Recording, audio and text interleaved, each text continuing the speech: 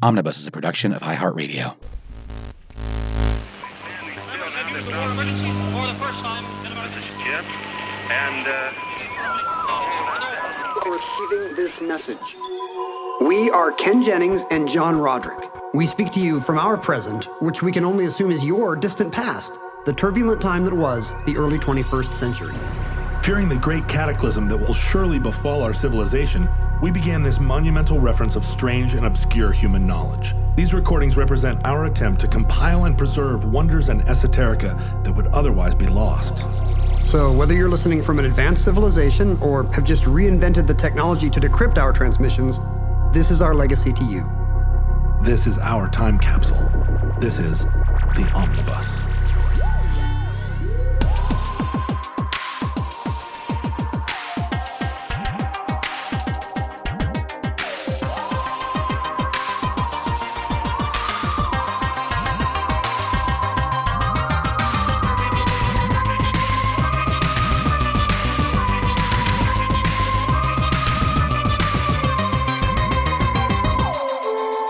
You have accessed entry 1091.PS6503, certificate number 36841.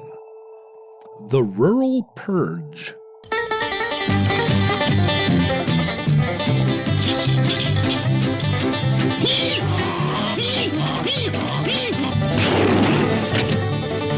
Welcome to Hee Haw, starring Buck Owens and Roy Clark. You have a TV network, an American television network that's like kind of deep in your childhood blood, the primordial soup of John Roderick. Like, what is the American TV channel to you? Interesting. I always felt like an NBC guy, but in the 70s, I was a CBS guy. I don't think I ever was an ABC person. I was wondering if you would be. There was a brief window when, thanks to Happy Days, Laverne and Shirley, and Happy Days, Laverne and Shirley. Oh, Three's Company. Three's Company. Mork and Mindy. ABC had this big sitcom block, right. and they were in the late 70s. They were suddenly the dominant network in America. And I was wondering because I'm an NBC kid, I came up on the Huxtable era of Brandon Tartikoff family sitcoms. I absolutely watched all those sitcoms, and that was our block. But I wonder if NBC just having the peacock and the bung bung bung, if kids tend to remember. Well, ABC employed the theme song, the jingle for ABC in the mid-70s was "Still the One," which was song by the band Orleans. We're still the one. It's that we're still having fun, and we're still having fun. And it was such a catchy tune, and ABC played it all the time. It was like, I felt like maybe for just that summer, but it connected with me in that way that only great pop music can do when it's excerpted into a 30-second promo jingle. And I think, at least at that point in that part of my life, I wouldn't have even been able to tell you a different television station than ABC, because I was so fixated on that tune. But then the NBC Peacock, I mean, they all were pretty good at getting kids to try and identify with it. Right, because Saturday mornings, that's when you see all the promos if you're a kid. A catchy jingle goes a long way, like the that Motown song, "Get Ready, 'Cause Here I Come Now." Like I only associate with that as a kid, and hearing the new lyrics, "Get ready for Como Kids Fair," which was some kind of summer kids event run by the local ABC affiliate here. So this must have been, You're the One, that We're Still Having Fun and We're Still the One must have been that brief era when ABC was the number one. Yeah, mid-70s, right? 77 or something like that. Yeah, late 70s, I think. And we would have watched all the programs that you describe. And then it started to transition into more mature fare, of course, like The Love Boat and Fantasy Island, where that was all ABC stuff too, right? Yeah, it was implied that people were having sex. No one in the Happy Days Laverne and Shirley universe. I guess Fonzie, it was suggested that Fonzie had some sex with people, but no one else did. With Leather Tuscadero? Yeah. But on The Love Boat, Jamie Farr would slink back to his cabin with Who? It was the Not Stephanie Powers. She's out of his league. Who's some? who would Jamie Farr? Maybe Cindy Sherman. There we go. This is not a thing that exists anymore. Of people identifying with a network, isn't that funny? I mean, I guess in the 90s in the 80s it was NBC, and then, when the media landscape started to fragment, I guess you were more of a, you're an ESPN guy in college. No, you remember when Fox first showed up on the scene. Right. Okay. So yeah, there is a Fox type because they were the edgy programming, and all the college kids were watching Simpsons and X-Files. And Married with Children. Exactly. Yeah. This kind of stuff you wouldn't see on the three old traditional networks. But they really did, like so many things, like Ford and Chevy, or like various record labels, RSO versus Universal or something. A big part of the scarcity of media at the time was associating it like with a football team, sort of part of the way they sold their content, I guess, which we did. It's not what we would have said then. We said programming. We didn't know yet that we had invented content. That was true, I guess, with the radio stations in my town. You would describe yourself as someone who either listened to 102.5 or listened to 107.7. And the marketing angle is the same. Don't touch that dial, right? This is where you leave it in your car, and when you're at home, you come home from work and you just leave it on where, NBC or ABC or wherever your feel-good sitcoms are going to be. Because they don't want you switching around and being like, well, I switch over to Dallas, but then I come back to NBC for Carson. Like, they really want you to stick it out. When I was a drinking man, there was the bar that I drank at. The bar at which you drank. The bar at drank which when I was a preposition ending a sentence with, man. They had a happy hour that was from, I think, 8 to 10 or something like that. And a new bar opened down the block. Linda's was the new bar. The Comet is where I drank. Linda's opened and put their happy hour 1 hour. I thought you were going to say 1 minute. No, their happy hour started 1 hour later, I think. So maybe the Comet was 7 to 9, and Linda's was 8 to 10. So you'd start at the Comet, but then you'd go to Linda's for that extra hour of happy hour. But of course, that's where you'd stay the rest of the night. It's smart. I was thinking you'd put it 10 minutes earlier, but really later is what keeps people there. And I think she may have tried it the other way and then realized, everybody leaves here to go to the Comet. So she flipped it around. Savvy. Of course, once the media landscape fragmented, there were more options.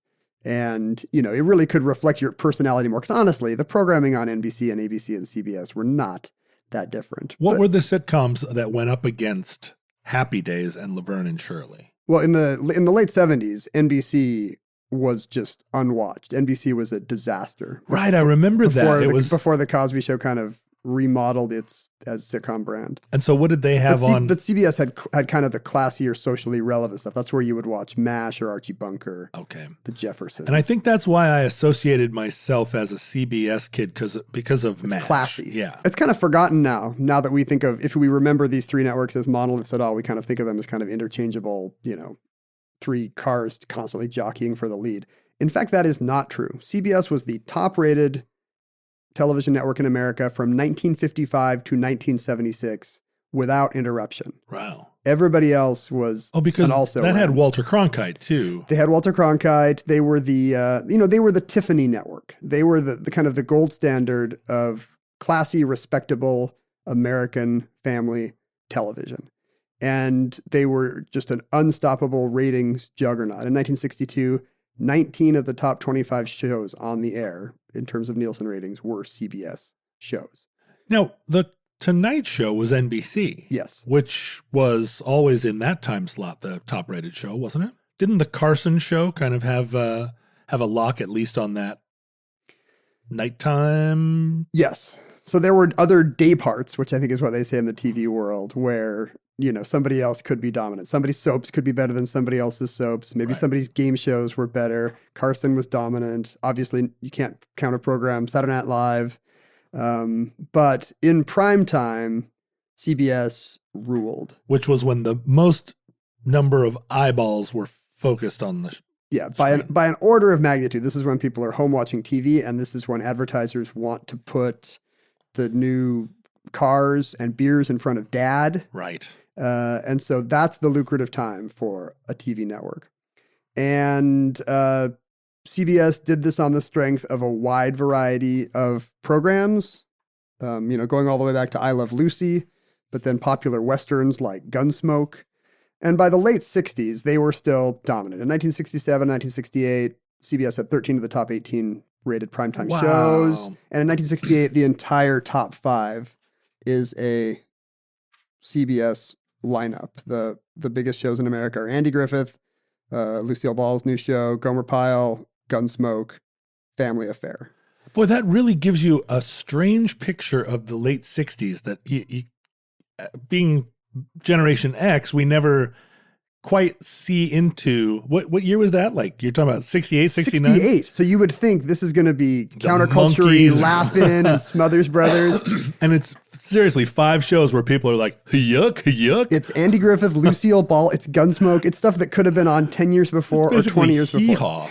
And it is Hee Haw. Hee Haw was a CBS show. And CBS started to get this reputation for having these weirdly kind of backwoods shows led by Andy Griffith and Jim Nabors. Right. And they were disparagingly called the country broadcasting system. Wow. And this is not something that, the funny thing is, this is just not a continuation of rural American culture. This had to be created.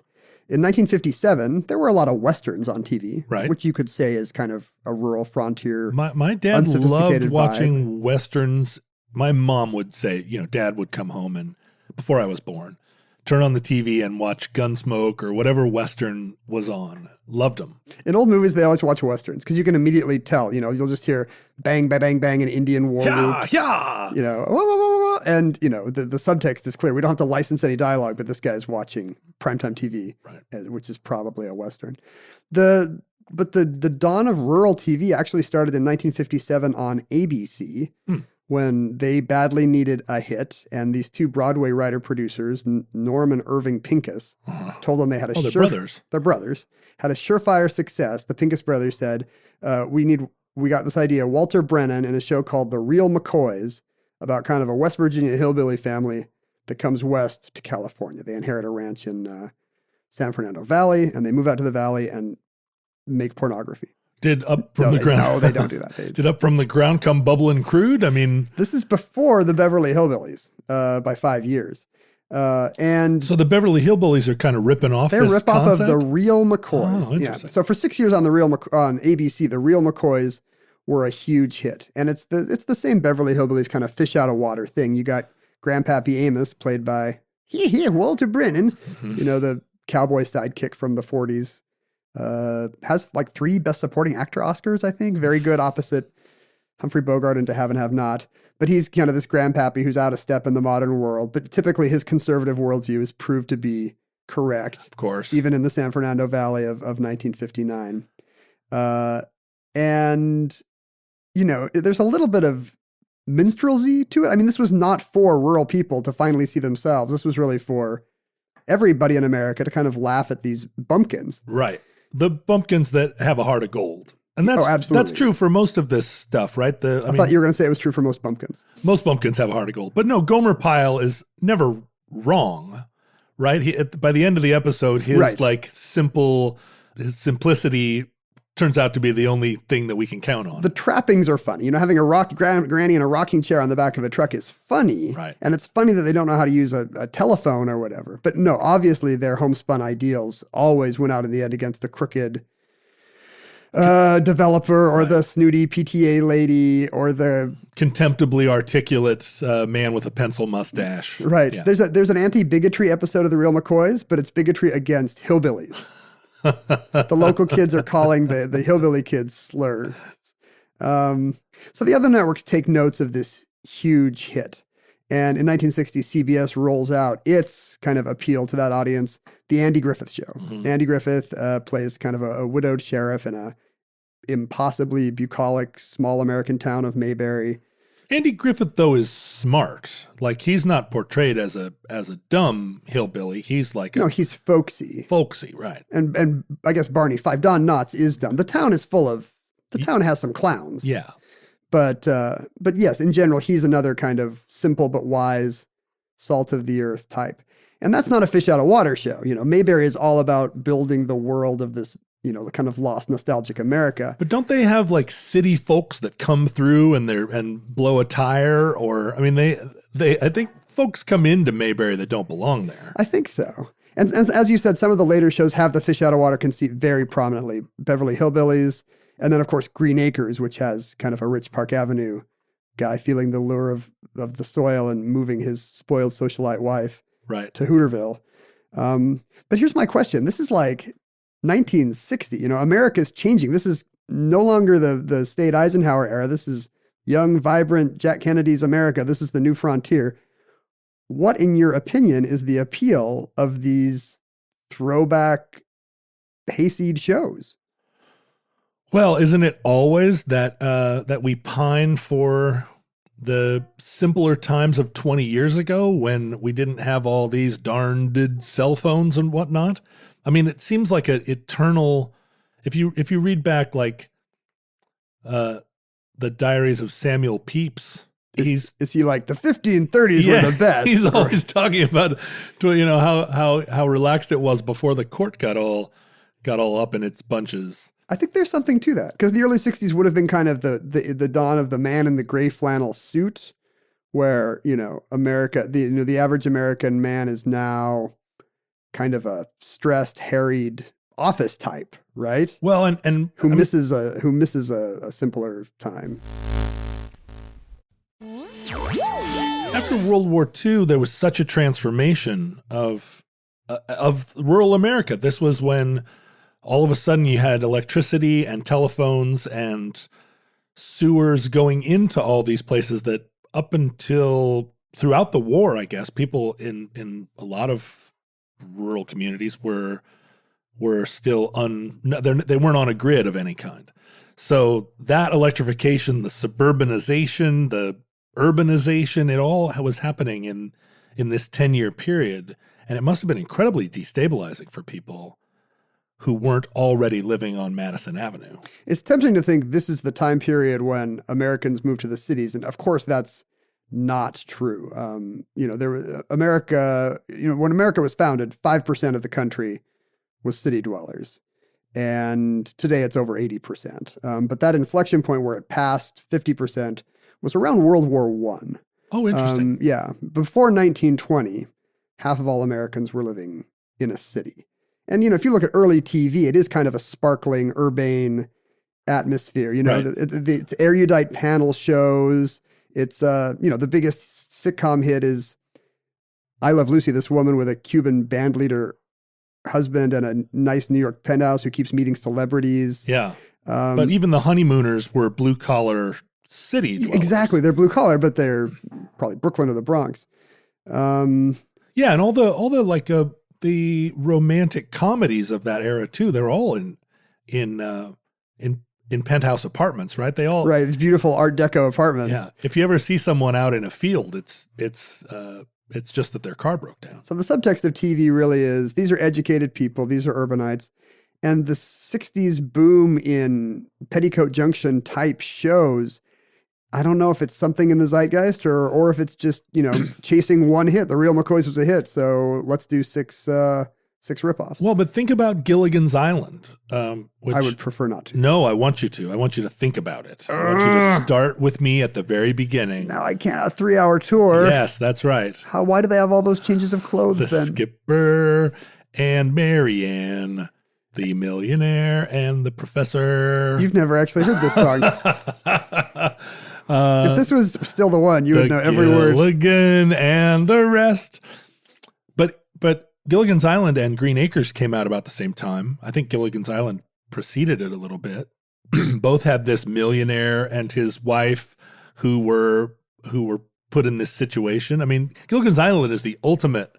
How do we recapture our essence in a world gone mad? It's a fertile comic ground to take people and, to do the Crocodile Dundee thing and put somebody in a weird environment. Right. To this day, that the first Thor movie is entirely powered by, what if Thor tried to use an escalator?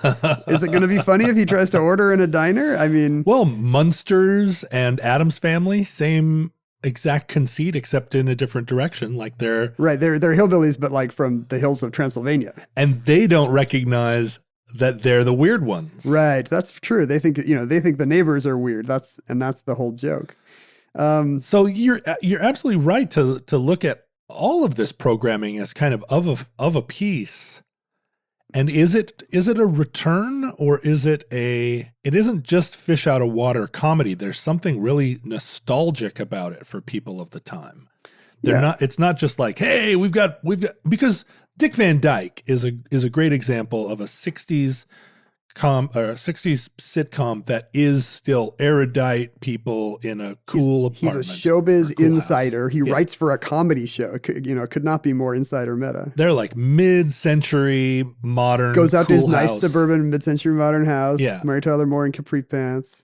So it wasn't universal, but wow, what a preponderance of these shows. And it just suddenly starts in 1960, the time when you would think the rural influence on American culture would be ending. Right. Instead, it takes over the airwaves. And CBS is still the number one show in America in 1970 when number one network in America, yes, when a young executive named Fred Silverman takes over I've heard of him. Programming. And Fred Silverman decides, we are tired of being laughingstocks. We are not the country broadcasting system. Even though they're the top rated. Even though these shows are still, okay, there have been some decline.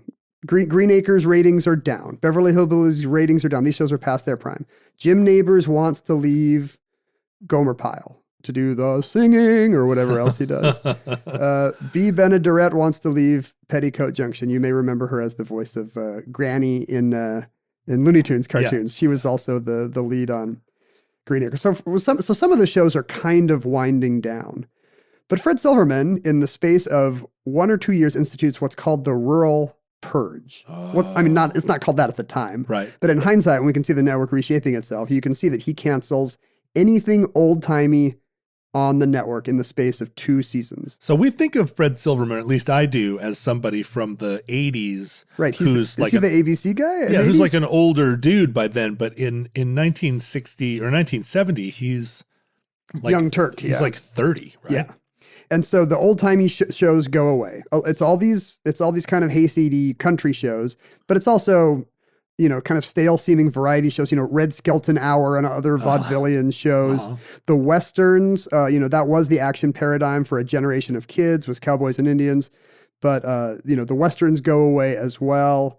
And some of these were still successful shows. CBS is still the number one show. Mayberry RFD, the kind of the successor to the Andy Griffith-less successor to the Andy Griffith Show, is a top 20 show. Hee Haw, a new Nashville Grand Ole Opry comedy show, is in the top 20. Fred doesn't care. It's all got to go, and he cleans house. Well, so now he eliminated Hee Haw, but Hee Haw continued as a viable syndicated show for 2 decades. Well, these properties were still popular. So for the first time you had, extremely popular shows that were homeless. First run syndication was kind of invented here. I mean, there had been kind of oddball hits in first run syndication, game shows and the like. But this was the first time that shows that had big primetime audience could say, could approach local affiliates directly and say, hey, if we can get 100 of you to buy our show, we can stay a going concern. So Lassie is canceled, but Lassie goes into syndication for a couple of years. Lawrence Welk is canceled because what could be older than a German guy from the Midwest conducting polkas. But he continued until 2016. Yeah, he's still alive. No, Lawrence Welk goes on for 11 seasons. I used to love Lawrence Welk as a kid when I was 3 or 4 years old. Not a surprise as much as you might think. Can you see that a little bit? A little bit. And a 1 and a 2. Hee Haw is the big success story. After it's canceled after a mere couple seasons on CBS, it runs for 20 years in syndication, does not go off the air till 1992. Wow. Like Bill Clinton is running for president when Hee Haw is canceled. And I guess they were like, we did it. I watched Hee Haw, and I don't know how. I'm not exactly sure what universe. How? Well, no, because my mom is from Northern Ohio, and there, I don't think is any worse prejudice in America than the people of than what the people of Northern Ohio feel for the people of Southern Ohio. She needs to watch that anti-bigotry episode of The Real McCoys. She does. To stop using offensive words like yokel. She does. She feels like the West Virginia and Kentucky are some kind of like foreign land, and so she was really against like the music of John Denver, for instance, like any kind of American fetishization. How would you say it? Fetishization?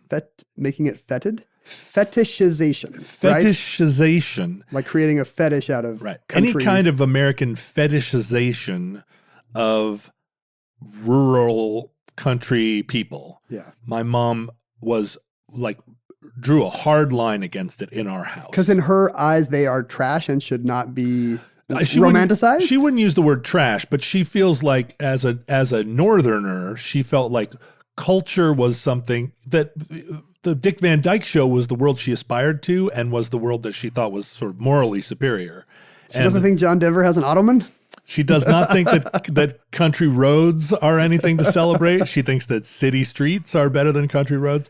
She was extremely suspicious of that world because I think growing up in a post-Civil War Ohio, like her grandfather fought in the Civil War for the Union. So if they were still pretty stark dividing lines. Stark dividing line, because Ohio was the one place in the country where it was the Union was only one state deep, really. Mm-hmm. You know, that was the choke point. And the area around Cincinnati, she still felt like a little suspect. Certainly southeastern Ohio, she considered was part of West Virginia and wouldn't go down there. I mean, if you've been to Southern Ohio, it is part of Kentucky and West Virginia. Yeah. I mean, culturally, it is. If you're not going to, you should not expect a Rust Belt vibe. But what I'm wondering is how the hell I ever saw Hee Haw, because if she'd come in the room or if she'd heard it from the kitchen, she would have been like, "Turn off that hillbilly music." Were you sneaking to friends' houses to watch Hee Haw? Maybe it was a thing after I moved up to Alaska in the 70s to live with my dad. Maybe he didn't monitor my Hee Haw consumption. Well, it was on at weird times because it was syndicated. Right. So, in the middle of the afternoon or, 9 o'clock at night, suddenly Hee Haw might be on some weird, Channel 14. And I watched a ton of Hee Haw because it plays really well with young boys. There's all these like corny comedy acts, like literally corny, in a cornfield. Yeah, right. And there's also all these kind of winsome Southern beauties with their shirts tied under their chests and, skimpy overalls.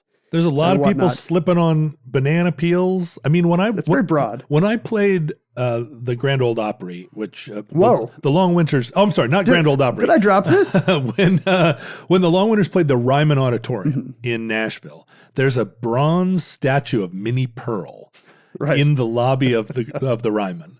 And we walked in, and I stopped with her and like, howdy. I said, "Why, Minnie Pearl?" That was a lot of the appeal of Hee Haw to me. Is it opened up this whole other world that had its own set of celebrities? Yeah, like Minnie Pearl apparently is some kind of country singer, but Roy Clark, Buck Owens. I mean, Buck Owens, a genuine talent of Bakersfield country, changed the face of music. But I didn't know that at the time. I just thought of them as kind of vaudevillians. But all these kind of odd celebrities, like Minnie Pearl just has price tags on her hat. Yeah. And she and Grandpa Jones are going to bicker about that. And there's one guy that maybe he's a country singer, but mostly they're making fat jokes about him. Yeah. And this lady must be a country singer, but her teeth are blacked out. It was the same reason why I got into wrestling. Like there's all these, you got to figure out all these relationships. And this guy used to be a bad guy, but now he's not. Or this guy used to have a jail gimmick, but now he's born again, or what's going on here? This exact same experience with that show. I remember trying to decode it and being fascinated by it, but it was, at least when we were consuming it, it was kind of hand in hand with that late 70s, early 80s rural revival that we've talked about before in trucker culture. Right. That was the Carter Smokey era. and the Bandit and Urban Cowboy. It's true. You can't keep it down. You can try to purge the rural. You can take the country you can take the boy out of the country, but you can't take the country out of the boy. Yeah, you can take the Hick shows off of CBS, but they're just going to migrate over to Burt NBC, Reynolds movies. Right? I guess you can take the country out of the country, but you can't take the country out of the country. Heard that. That's the way to say it. You just said it. There's also kind of a racial element here. I mean, if you think about it, the the subtext of all television for the first 20 years of American TV is this is for middle-class white people. Right. Watch this. There are very few black people in any of these shows that you've mentioned. Right. No, there's hardly even Except Red Fox. There's barely immigrants or, Italian. It would be novel if there was an Italian character. Well, the Dean Martin show was playing over on late night TV somewhere. He's the safe edge he's the knife's edge of Italian immigration. But integration was happening on TV like slowly and in fits and starts, right? Carson was really good about having everybody on his show. And you had Bill Cosby. But it was big news. Yeah, I mean, there were above the line names who could do it. But it was big news when Captain Kirk had a black lady answering his phone calls. Like, look how daring this is. We put an Asian and an African-American lady. And a Scot. Like all three kinds of people that there are. And even that show had to have a good old Southern doctor. Oh, well, and you remember the groundbreaking kiss between Uhuru and Kirk. Right. Was like, I think, the first interracial kiss on TV? I think it's often called that, yeah. And of course they've been mind controlled. They don't want to kiss. Right. So that's their cover. Oh, no. But, when you think about it, this idea that this in the 60s as black consciousness and black power is on the rise, and civil rights era, all this stuff is on the rise. CBS is going back to these kind of lily white Appalachian towns. It's not a good look, right? And Fred Silverman is hip to this, right? And if he's got kind of he's liberal sounding name. Guy might have been a freedom rider. A liberal sounding name. Does it begin with a chemical element? Oh, that's nice. And if you've listened to Gil Scott-Heron's kind of spoken word, "The Revolution Will Not Be Televised" piece, he actually name checks CBS rural TV twice as kind of something he sees as a problem. He says, Green Acres, the Beverly Hillbillies, and Hooterville Junction will no longer be so damned relevant because black people will be in the street looking for a brighter day.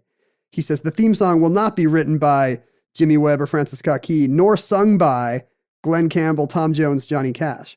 Glenn Campbell and Johnny Cash were two kind of country types who had these very popular variety shows where they were trying to appeal to a broader audience. Johnny Cash was trying to appeal to the speed addicted cross country truck driver. It is funny to watch him back then. He's facing personal demons, but on TV he's just he's trying to be your cuddly CBS grandpa. Tom Jones is a pretty complex character. I mean, he's Welsh. Yeah, Tom Jones is Welsh. He doesn't fit into that country listing. Right. But among the names that Gil is name checking are this kind of country fried vibe Gil of Scott-Heron, primetime TV. It should be remembered, was also against the moon landing.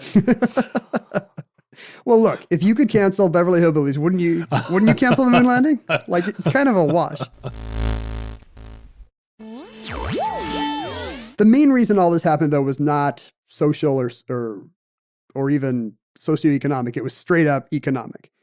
Advertisers were starting to care less about the overall number of people watching a show. Oh, and who was watching the show? Exactly. This is the birth of the coveted, whatever it is, 19 to 35 demographic. Interesting. This was the dawn of, the man in the gray flannel suit crunching numbers. And they realized, wait a second, we can find out if affluent people are watching this show and therefore buying the cars and the dishwashers. I'm sure it was Madison Avenue that invented the concept. It's Madison Avenue all the way. This is a Don Draper era thing. And suddenly it didn't matter if 30 million people are watching Mayberry RFD if it's not the right people. Right. If it's old people, if it's, people from flyover states, they can start to see this data now. Well, it depends. I mean, if you're trying to sell Winstons or Chesterfields, that's who you want. But if you want to sell washing machines or a brand new Buick, you want to cut the fat out. Cut the corn pone out. Corn pone? Get the corn pone out. Get the bacon lard out. Get all of them bacon lards out. So Fred Silverman is smelling the future here. He sees which way... It smells like jet fuel. He sees which way the wind is blowing. And even though these shows are number one shows now, like his network's going to be left in the dust if they are still kind of chasing this old rural dollar. See, that's the kind of bold leadership that media companies tend to be chasing fads. It's rare when you see a visionary who, even when they're on top, can pivot away from old people. Yeah. Because one thing that happened is this kind of created for the first time this cult of youth in American TV. And previously, families watched all these shows together. They were designed for that. But suddenly, Fred Silverman, after canceling all these shows, has all these empty spaces in his program, and he replaces them with these CBS forward-thinking shows for boomers that we were talking about earlier, All in the Family and all its kind of socially aware spin-offs, Mary Tyler Moore, Single Lady in the Big City and all those spin-offs. Right. Rhoda. The variety shows, the Red Skelton variety shows get replaced with Sonny and Cher or Flip Wilson. So it's a more diverse, counterculture-friendly vibe. But there was some holdover in the form of like the Waltons, but it was much more. That's interesting. It wasn't as like herk-a-dirk. It was much more. So Fred Silverman is the one who brings the Waltons to CBS after the rural purge. And it does kind of stand out in the schedule. Maybe he's counter-programming Little House on the Prairie, which is a big hit on NBC. Or it's probably the other way around, actually. I bet Little House came after the Waltons. But you're right. The Waltons, the premise is it's a little darker. I mean, it's more of a drama. It's the Depression. Right. Mom has tuberculosis. It's not an idealized rural America. It's more of this was my, Earl Hamner's childhood. The guy who created the show is John Boy. Right. And so it's kind of him remembering from a modern perspective what these times were really like. Right. Super sort of hard scrabble. I mean, I remember the Waltons and Little House on the Prairie kind of being, those shows didn't appeal to me as a kid. They felt a little bit there was too much gingham. There was a lot of gingham, but it was too dramatic. I didn't want, the dog dies. Yeah. Those are shows where the dog might die. I didn't want where the red fern grows. I wanted to, to be on a boat full of love. And and when it comes to action shows, he replaces Dad's Westerns with kind of a new grittier set of shows set in cities. You get Kojak instead of Gunsmoke, and you get all these Quinn Martin shows like Cannon. And honestly, it kind of leads to all our modern shows where there's a flawed, a Dr. House or whatever, kind of an eccentric in the middle of a procedural, solving tonight's crime or tragedy or whatever it is. And so that became a whole genre, the Starsky and Hutch, the Rockford Files. I mean, they were all hardly any police shows before this time, which is weird. Yeah, you had the police procedurals were much more like detectives. Yeah, Perry Mason. Yeah, but exactly. These are all like cool dudes in leather jackets who are doing undercover vice work in not just a city, but not a nice part of the city. Right. It's very far from Dodge City. Although this would have been a time when American anxiety was focused on the unrest, the urban unrest that was also kind of a new phenomenon in this decade. Right. So let's send Kojak in there. He'll figure it out. Baby. Who loves you, baby? So you kind of create a separate track of media. The old people can still watch their Hee Haw and their Wild Kingdom on syndicated TV, but they've effectively been marginalized. This is the moment when American culture passes them by and says, flip through all three channels. None of this stuff is for you anymore. Look, there's like young people and black people. There's rock music. Right. Like this is not for you.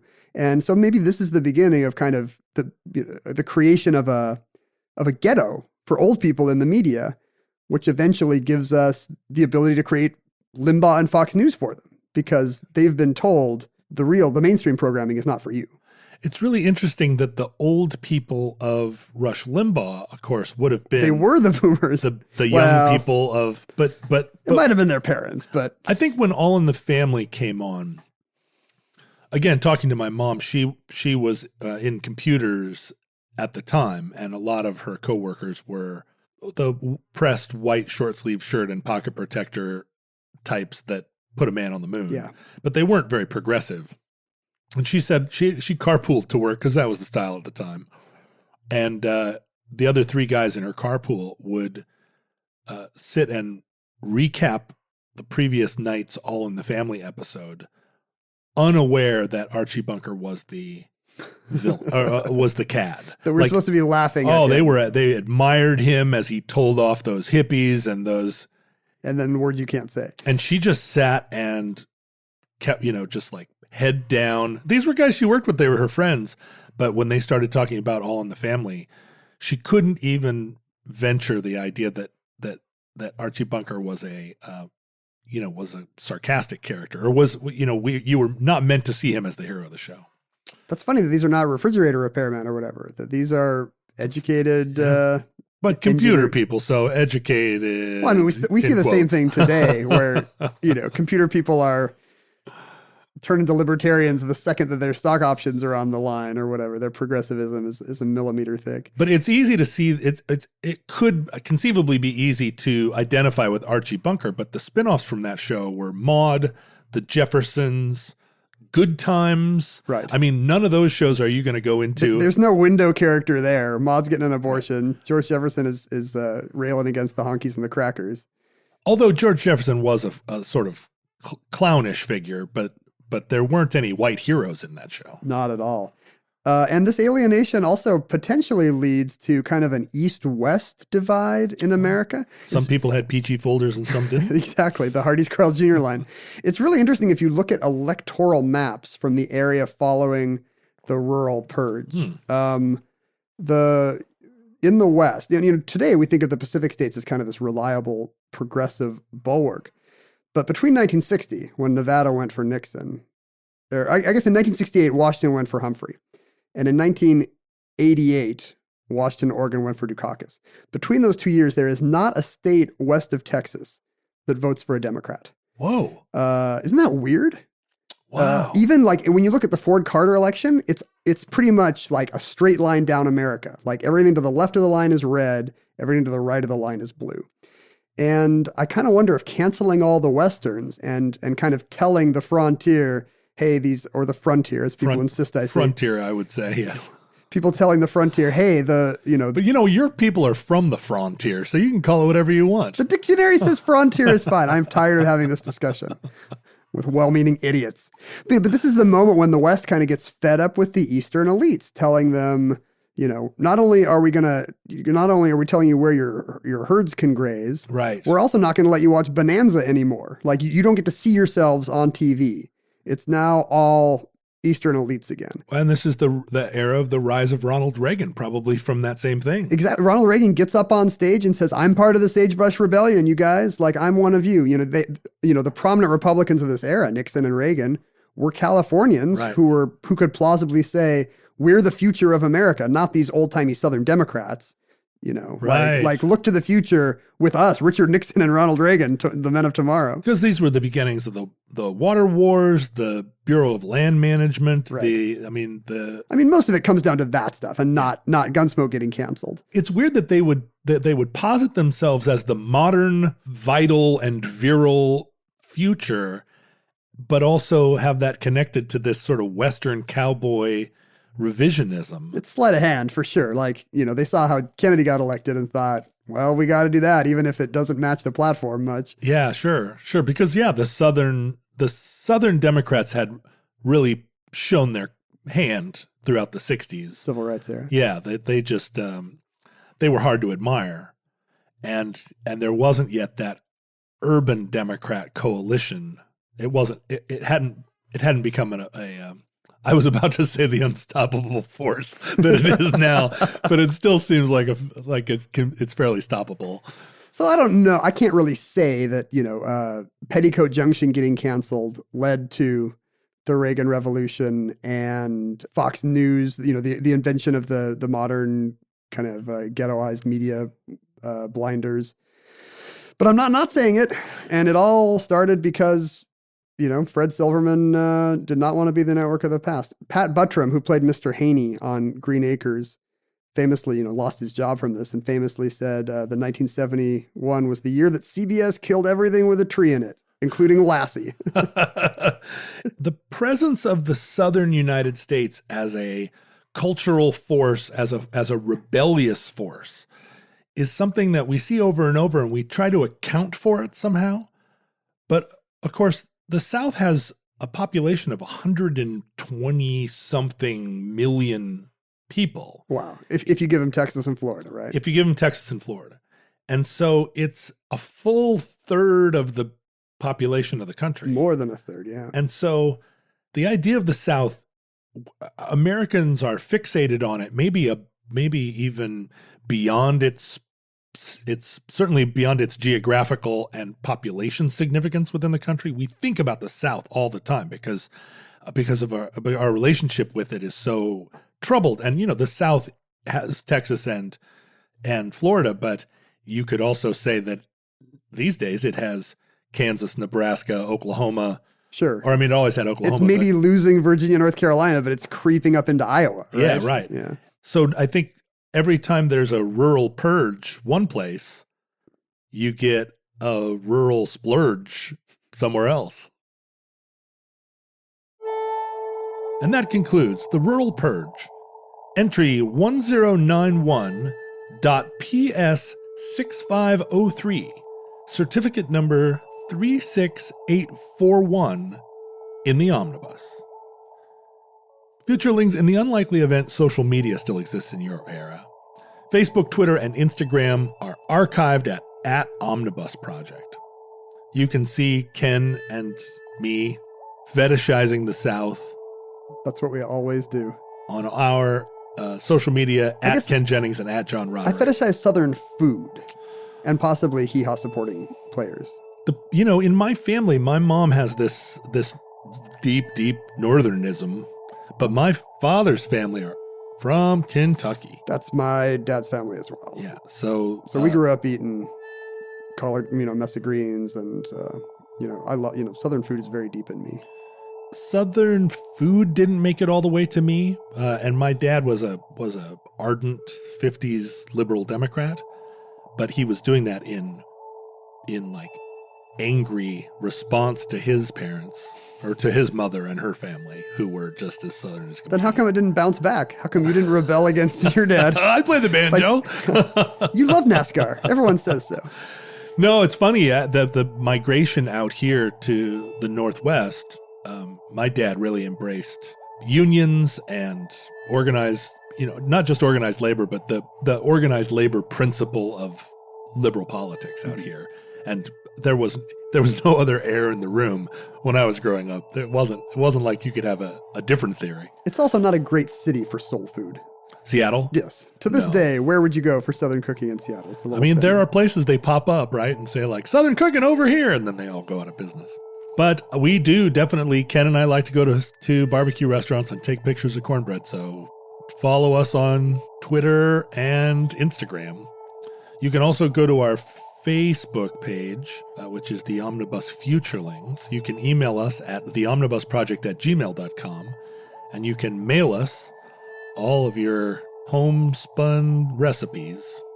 Yeah, don't send the cornbread. Don't send the cornbread. Just send your cornbread recipe. Don't send any jars of your grandma's special sauce because we're contractually obligated to throw it away. But anything else, your great-granddad's Civil War medals, you can send to P.O. Box 55744, Shoreline, Washington, 98155. Listeners, from our vantage point here in your distant past, we have no idea how long our civilization will survive. Perhaps a rural/urban purge is coming. We hope and pray that this catastrophe may never come, but if the incident comes soon, whatever it is, the capital I incident, then this recording, like all our recordings, may be our final word to you. But if Providence allows, we hope to be spared. We hope to be back with you soon for another entry in the Omnibus.